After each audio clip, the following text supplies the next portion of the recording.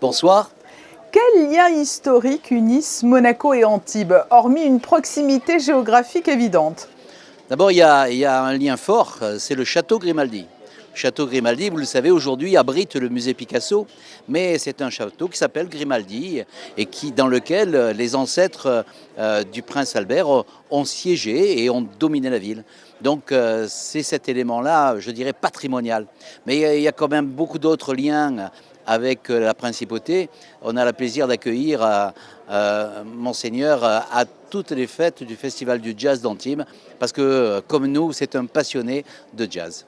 Vous avez le sentiment aujourd'hui d'appartenance à une grande famille sur cette place du Palais? On se sent chez soi, comme je le dis souvent à Monseigneur, il est chez lui à Antibes, et quand on vient à Monaco, on sent aussi qu'on a emporté un peu de poussière du sol antibois sur Monaco, et que le fait d'appeler d'ailleurs le château Grimaldi, ça veut bien dire qu'il y a ce souvenir qui persiste à Antibes.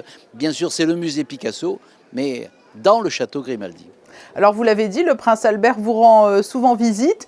Il était en 2020 à vos côtés pour l'inauguration de cette plaque qui, à l'entrée de chaque commune, permet de mentionner le fait qu'elle appartient au réseau Grimaldi. À cette occasion, d'ailleurs, non seulement on a mis une plaque, mais la principauté de Monaco et le prince Albert a offert à la ville des archives qui tiennent compte justement de ce patrimoine historique, des archives qui concernent le château Grimaldi d'Antibes et la famille Grimaldi. C'est-à-dire que donc cette histoire a précédé en fait l'avènement des Grimaldi à Monaco, l'épisode antibois. On a précédé parce que, bon, Antibes est une vieille cité antique, mais elle a été aussi une place forte.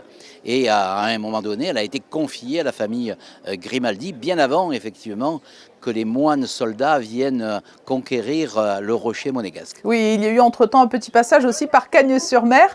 La plaque qui est apposée à l'entrée de votre ville, tout comme dans la plupart des autres communes du réseau, elle est symbolique ou c'est également un attrait supplémentaire, peut-être dans le domaine touristique? Être associé en quelque sorte à l'image de Monaco, cela ne peut être que bénéfique? Ah, bien sûr, c'est prestigieux. Quand vous allez à l'étranger, le monde entier connaît Monaco. Parce qu'il y a une légende, il y a un prince, il y a un château, et donc il y a une attractivité qui va au-delà du simple attractivité de la Côte d'Azur. Et donc, bien sûr, Antibes aussi est connu dans la French Riviera, mais le fait d'être associé à Monaco est une démarche valorisante et prestigieuse. Et sans trahir de secret, que vous racontez-vous entre communes, sites historiques, Grimaldi de Monaco? Ce sont des discussions généalogiques, on remonte le fil de l'histoire et l'on voit à quel niveau l'on s'inscrit?